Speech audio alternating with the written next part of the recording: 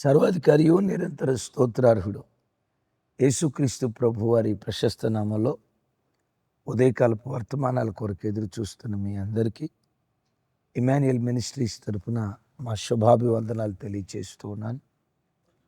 క్రీస్తునందు మాకు అత్యంత ప్రియమైన దైవజనాంగమా, ఎలా ఉన్నారు? కుటుంబ సభ్యులందరూ క్షేమంగానే ఉన్నారు కదా? కలవరపడకండి. ఈ కలవరాలు, కన్నీళ్ళు ఇవన్నీ కొంతకాలమే. ఎప్పటికైనా ఎన్నటికైనా నీవు నీ కుటుంబం క్షేమంగానే ఉంటారు. అయ్యా, అంత ఖచ్చితంగా ఎలా మీరు చెప్తున్నారు అంటారా? నీవు ఆరాధించే దేవుడు క్షేమాధారుడైన దేవుడు. క్షేమాధారుడైన దేవుణ్ణి నీవు ఆశ్రయించిన తర్వాత నీ దేవుడు నీకు క్షేమం ఇవ్వకపోతే ఇంకెవరికి క్షేమం ఇస్తాడు చెప్పు?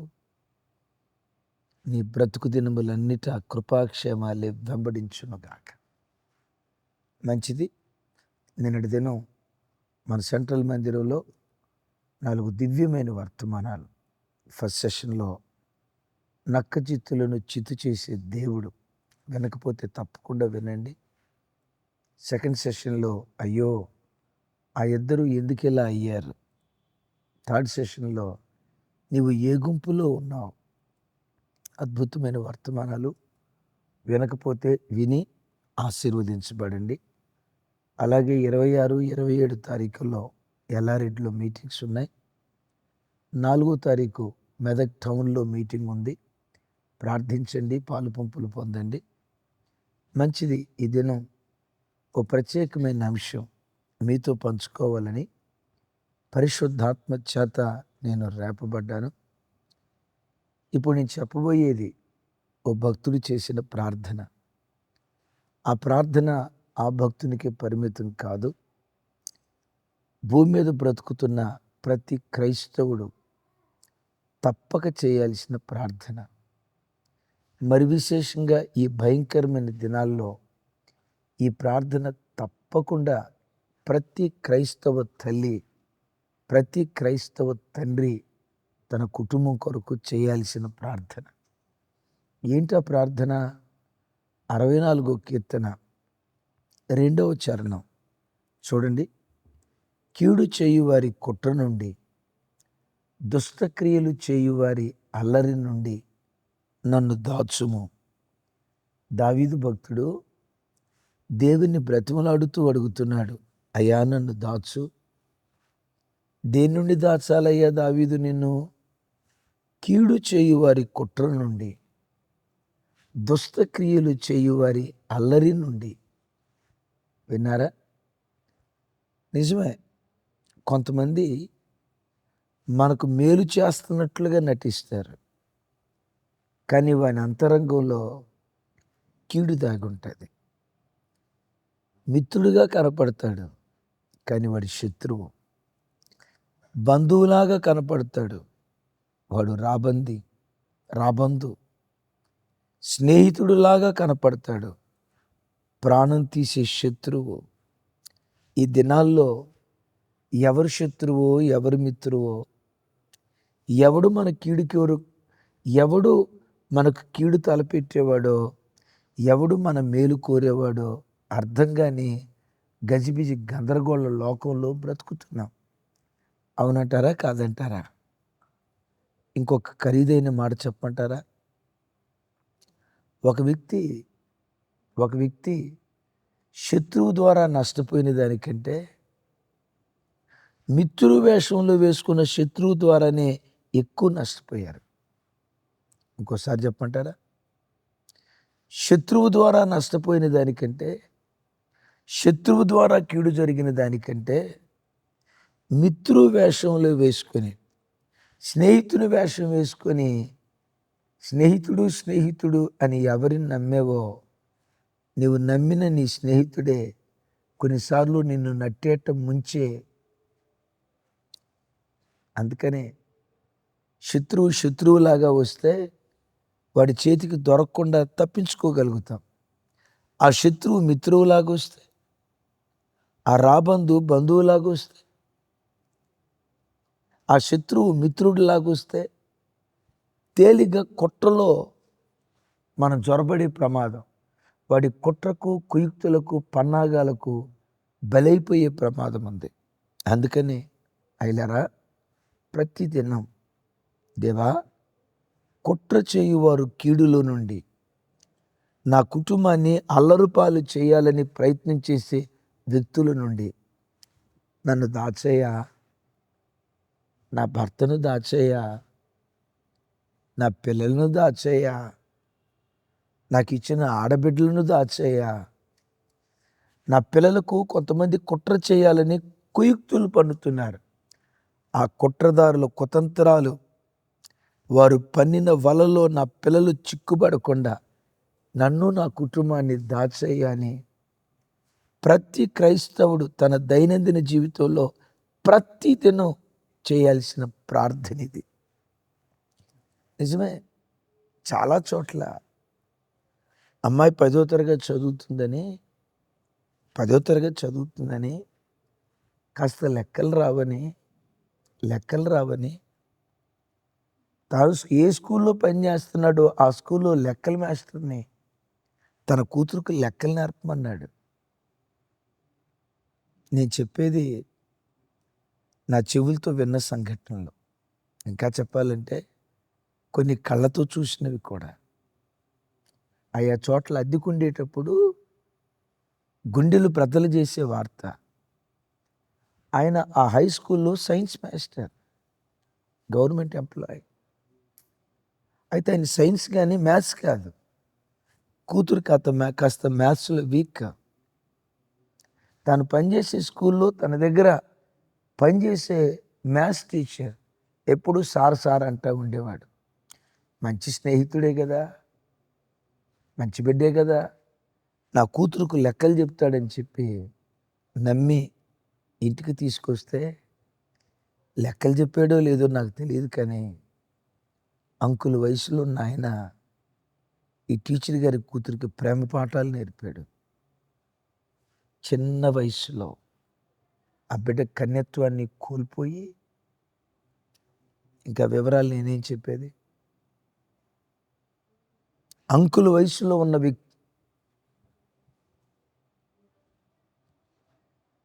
45 సంవత్సరాలు 50 సంవత్సరాల పెద్ద ఆయన గుండెలు బాదుకుంటున్నాడు. సార్, నా స్నేహితుని ద్వారా నాకు కుట్ర జరిగింది సార్. నా ఉద్యోగ స్థలంలో నా తోటి ఉద్యోగస్తుని నా కొంపెలా ముంచుతాడు అనుకోవాలా. స్నేహితుడు అని ఇంటికి వచ్చి స్నేహితుడు భార్యను చెరిపి సంసారాల్లో నిప్పులు పోసిన వాళ్ళు ఎంతమంది లేరు. జస్ట్ ఇప్పుడే ఇస్తా, ఒక్క 10 లక్షల రూపాయలు చేయబోదులేమో, మరలా రేపు తీసుకొచ్చి ఇస్తా అని నమ్మబలికి బంధువు అని చెప్పి, స్నేహితుడని చెప్పి వాళ్ళకి ఆ 10 లక్షల రూపాయలు వీళ్ళు 10 సంవత్సరాలు కష్టపడి దాచుకున్న డబ్బు ఇస్తే, ఆ డబ్బు తీసుకొని మాయమైపోయిన రాబంధువులు లాంటి బంధువులు ఎంతమంది లేరు. నేను చెప్తున్న మాటలు అవునంటారా కాదంటారా? ఆ బంధువులే రాబంధులై డబ్బు తీసుకొని కూడా, అయ్యా 10 లక్షల రూపాయలు 20 లక్షల రూపాయలు తీసుకున్నారు కదా, నేను కట్టాల్సి వస్తుంది, ఇవ్వండి. ఇస్తాంలే, ఏంటంట ఉన్నప్పుడు ఇస్తాం అంటే నీకు డబ్బులు ఇవ్వలేదని మమ్మల్ని ఉరేసుకొని చచ్చిపోమంటావా? చూసారా, బెదిరించడం స్టార్ట్ చేస్తారు. ఇలా లోకంలో ఎక్కడ చూసినా కుట్ర. దావీదేమంటాడో తెలుసా? కుట్రదారుల కీడుల నుండి, అల్లరి చేయు జనము నుండి దేవా నన్ను దాచేయ. దావీదు జీవితంలో కుట్ర చేసిన మొట్టమొదటి వ్యక్తి ఎవరో తెలుసా? రాజైన సౌలు దావీదు మీద కుట్ర చేశాడు. దావీదు, రా, నువ్వు నాకు చాలా ఉపకారం చేసావు, నా భోజనపు పంక్తిలో నాతో కలిసి కూర్చొని భోజనం చేయి అని ఆ ఎదురుగా డైనింగ్ టేబుల్ దగ్గర ఆడ భోజనాన్ని కూర్చోబెట్టి, దావీదు భోజనం చేసే పరంపరలో ఉంటే సౌలు ఇటువైపు ఉండి గురి చూసి దావీదు మెడను గోడకు వేలాడదీయాలని చెప్పి గురి చూసి ఈటు విసిరాడు. ఎంత కుట్ర! భోజనం పెడతానని పిలిచి భోజనం పెట్టి ప్రాణం తీస్తాడా? ప్రాణం తీయటానికి ప్రయత్నం చేస్తాడా?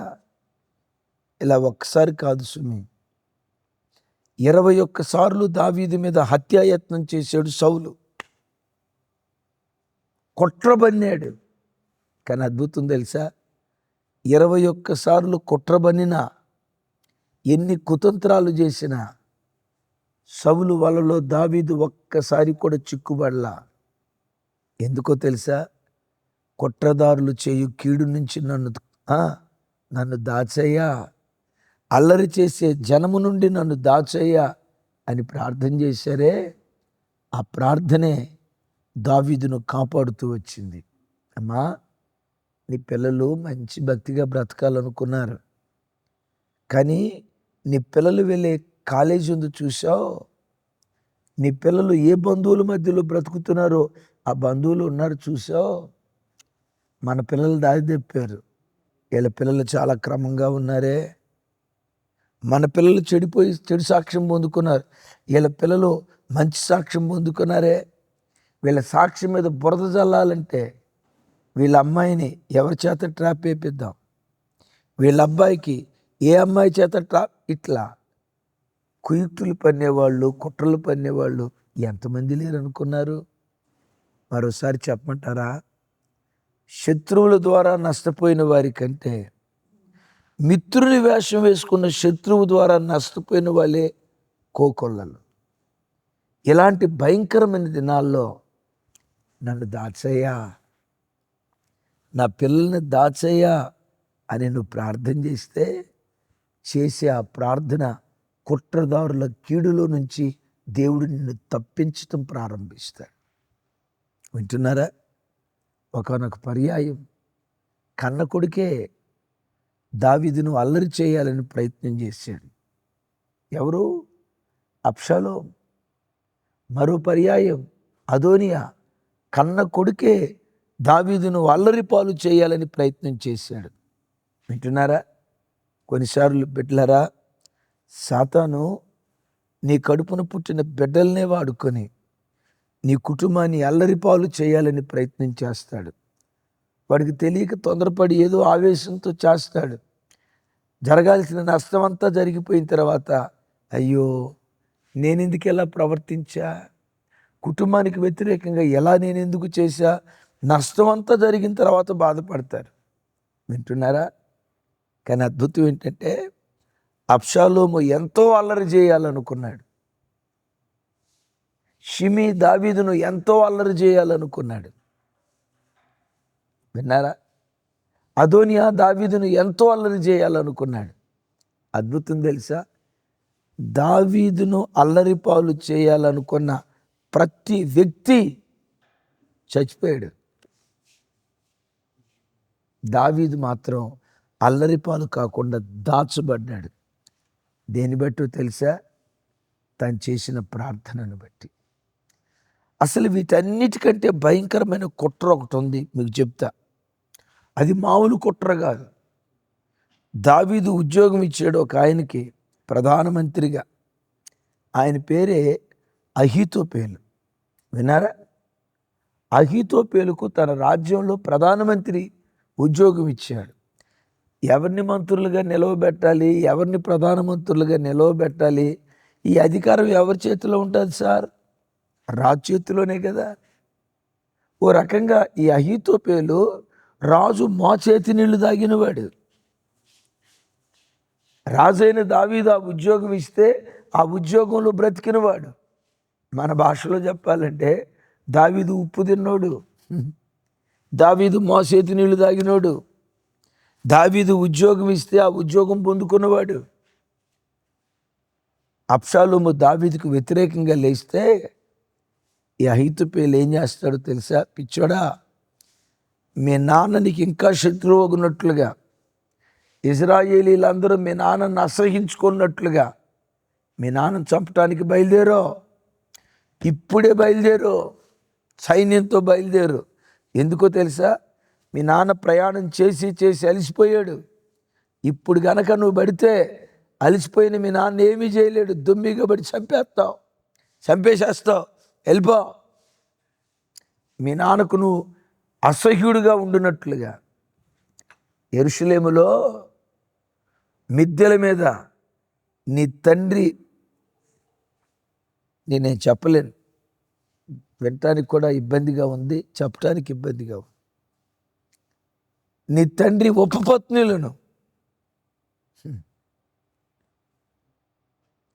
నేనంట, దావీదు ఉప్పు తిన్నోడు కదా, దావీదు ఉద్యోగం ఇస్తే ఆ ఉద్యోగం చేసినోడు కదా, అబ్షాలోము వ్యతిరేకంగా ప్రవర్తిస్తే నేనన్నా తండ్రికి వ్యతిరేకంగా లేచినోడు ఎవడు బాగుపడ్డాడ్రా? తల్లిని తండ్రిని దూషించు అని దీపం కారు చీకట్లో ఆరిపోతుందని లేఖనాలు రాయబడలేదా? నీ దీపం ఆరిపోతురా బాబు, తప్పు. భూమి మీద నీవు దీర్ఘాయుష్మంతుడు వగినట్లు, నీకు మేలు కలుగునట్లు నీ తల్లిని తండ్రిని సన్మానించని లేఖనాల్లో రాయబడిందిరా. పాపం మూట కట్టుకుంటున్నావు, నష్టపోతావు, జాగ్రత్త అని పెద్ద మనిషి ఈ మాటలు అనాలిగా. అనకపోగా దావీదు మీదకి ఎగదోశాడు. బిడ్లరా, కొంతమంది కుట్రదారులు నీ కడుపును పుట్టిన పిల్లల్నే నీ మీదకి ఎగదోస్తారు. కుట్ర. ఎవడు శత్రువో ఎవడు మిత్రువో అర్థం కాని పరిస్థితి. ఎవడు గోతులు తవ్వుతున్నాడో, ఎవడు నీ ఆశీర్వాదాన్ని కోరుకుంటున్నాడో అర్థం కాని గందరగోళంలో మనం చిక్కుకున్నాం. అలాంటి భయంకరమైన దినాల్లో మనం బ్రతుకుతున్నాం. ఇంకోసారి చెప్పమంటారా? బంధువే కానీ రాబంధు, మిత్రుడే కానీ వేషం వేసుకున్న మిత్రుడు, వాడు శత్రువు. స్నేహితుడిని అంటాడు, నీ శత్రువుగా. ఇలాంటి పరిస్థితులు లోకంలో ఎక్కడ చూసినా చూస్తూ ఉన్నాం. అహీతోపెలు ఎంత కుట్ర చేస్తూ ఉంటే అద్భుతం తెలుసా? దావీదు ఆ ఒలీవ కొండ దగ్గర ఓ దివ్యమైన ప్రార్థన చేస్తాడు. దేవా, అహీతోపెలు కుట్రలను, అహీతోపెలు ఆలోచనలను చెడగొట్టు అంటాడు. చూసారా? దావీదు అక్కడికి వెళ్ళి ప్రత్యక్షంగా చెడగొట్టలా, ఇక్కడుండి ప్రార్థన చేశాడు. ఇక్కడుండి ప్రార్థన చేస్తే ఇక్కడ చేసిన ప్రార్థన అక్కడ పనిచేసింది. విన్నారా? ఇక్కడ స్విచ్ చేస్తే అక్కడ లైట్ వెలిగినట్టు, ఇక్కడ స్విచ్ చేస్తే అక్కడ ఫ్యాన్ తిరిగినట్లు, ఇక్కడ ఫోన్ డయల్ చేస్తే అమెరికాలో ఫోన్ రింగ్ అయినట్లు, నువ్వు ఎక్కడుండి ప్రార్థన చేస్తే, ఎక్కడుండి నువ్వు చేసిన ప్రార్థన ఎంత దూరమైనా ప్రయాణం చేయగలదు. అమ్మా, మనం చేసే ప్రార్థన పరలోకానికి చేరుతుందిగా. భూలోకానికి పరలోకానికి కొన్ని కోట్ల కిలోమీటర్ల దూరం కదా. నేనంట, ఇన్ని కోట్ల కిలోమీటర్ల దూరం ప్రార్థన ప్రయాణం చేయగలిగిందంటే, నువ్వు ఇక్కడుండి ప్రార్థన చేస్తే, కుట్రదారులు నీ కొడుకుని చెడగొట్టాలని కాలేజీలో ఏదైనా కుట్ర చేస్తే, ఇక్కడుండి నువ్వు చేసే ప్రార్థన ఆ కుట్రను భగ్నం చేయదా?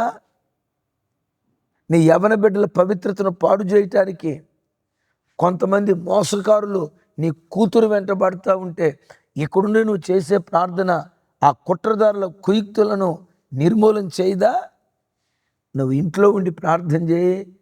నువ్వు ఎక్కడుండి ప్రార్థన చేస్తావో, నువ్వు చేస్తున్న ప్రార్థన ఎంత దూరమైనా ప్రయాణం చేసి కుట్రదారుల కుయుక్తులు నీకు అంటకుండా ప్రార్థన ద్వారా నా దేవుడు నిన్ను దాచునుగాక.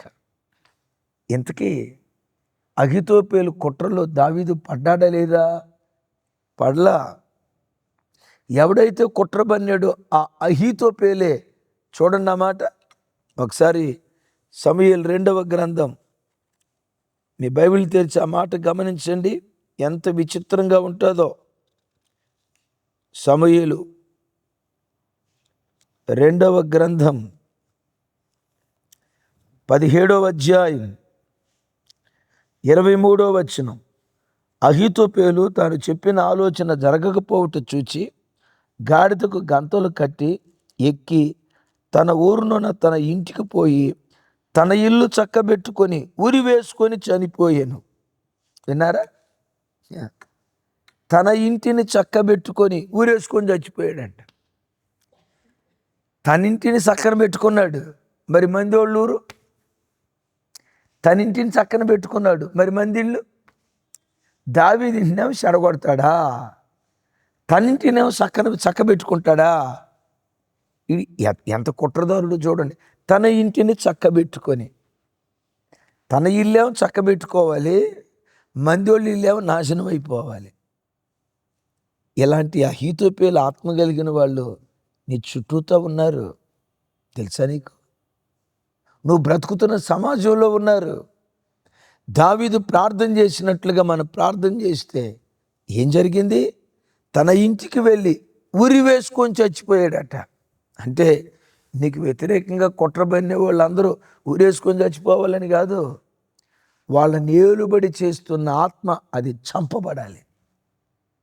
అలా చంపబడేటట్లుగా చేసేది ఏదో తెలుసా? కుట్రదారుల కీడుల నుండి నన్ను దాచయ్యా. అల్లరి చేసే జనం చేతిలో నేను పడకుండా నన్ను దాచయ్యా అని నువ్వు ప్రార్థన చేస్తే నా చేతులెత్తి దీవిస్తున్నా. నిన్ను, నీ పిల్లలను, నీ భర్తను, నీ ఇల్లంతటి చుట్టూతా నిశ్చయంగా దేవుడు రక్తపు కంచె వేయునుగాక. ఏ దుష్టుని కుయుక్తులు కుట్రలు నీ ఇంటి మీద, నీ పిల్లల మీద పని చేయకుండా దేవుడే నీ దాగు చోటై తన రెక్కల నీడలో నీ కుటుంబాన్ని దేవుడు దాచునుగాక. వచ్చిన ప్రార్థన చేస్తాను, ప్రార్థనలో ఏకీభవిస్తారా? కుట్రదారుల కుయుక్తుల నుంచి నన్ను దాచయ్యా, అల్లరి జనం చేతిలో నుంచి నన్ను తప్పించయ్యా అడుగుతారా? ప్రార్థన.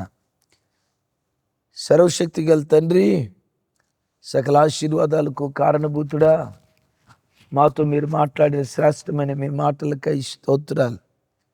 ఓ దివ్యమైన వర్తమానం ద్వారా మాతో మాట్లాడావు. కుట్రదారుల కీడుల నుంచి ప్రార్థనలో ఏకీభవిస్తున్న ప్రతి బిడ్డను దాచయ్యా. ఎవరు శత్రువో ఎవరు మిత్రువో అర్థం కాని దినాలు, ఎవరు బంధువో ఎవరు రాబంధువో అర్థం కాని దినాలు, ఎవరు స్నేహితులో ఎవరు శత్రువో అర్థం చేసుకోలేని దినాలు. దేవా, ఈ ప్రార్థనలో ఏకీభవిస్తున్న కుటుంబాల్లో, ఈ కుటుంబాలకు వారి పిల్లలకు ఎవరైనా కీడు తలపెట్టాలని కుట్రలు పన్నుతూ ఉంటే, అహీతోపేల ఆలోచనలు తారుమారు చేసినట్లుగా ఈ కుటుంబాలకు వ్యతిరేకంగా లేస్తున్న ప్రతి కుట్రపూరితమైన ఆలోచన యేసు నామములో పాతాళములో త్రొక్కివేయుదురుగాక. దావీదును కాపాడినట్లుగా ప్రార్థనలో ఏకీభవిస్తున్న ప్రతి కుటుంబాన్ని మీరు కాపాడండి. విశేషంగా దేవా, ఎగ్జామ్స్ రాస్తున్నారు, 10th క్లాస్ సెంట్రల్ సిలబస్ వారు రాస్తున్నారు. ఈ వారంలో ఇంటర్మీడియట్ ఎగ్జామ్స్ ప్రారంభం కాబోతున్నాయి. మా పిల్లలు ఫస్ట్ క్లాస్లో పాస్ అవటం కాదయ్యా, క్లాస్ ఫస్ట్ రావాలి, జిల్లా ఫస్ట్ రావాలి, స్టేట్ ర్యాంకర్స్గా ఉండాలి, నేషనల్ వైడ్ జాతీయ ర్యాంకర్స్గా ఉండాలి. నీ నామ ఘనత కొరకై ప్రార్థనలో ఏకీభవిస్తున్న ప్రతి కుటుంబం పట్ల మీ కార్యం చేయండి. మా ప్రార్థన మీరు ఆలకించి మీరు అద్భుతం చేసినందుకు స్తోత్రాలు. మా ప్రార్థనకు జవాబిచ్చినందుకు స్తోత్రాలు. యేసు నామం పేరిట ప్రార్థించి స్తుతించి పొంది ఉన్నాను తండ్రి. తండ్రి అయిన దేవుని ప్రేమ, కుమారుడైన యేసుక్రీస్తు వారి దివ్యకృప, పరిశుద్ధాత్మ దేవుని సహవాసం మనకు సకల పరిశుద్ధులకు సదా తోడయుండి నడిపించునుగాక. Amen, amen, amen. Thank you. కృపా సమాధానాలు మనందరికీ తోడయుండునుగాక. Thank you.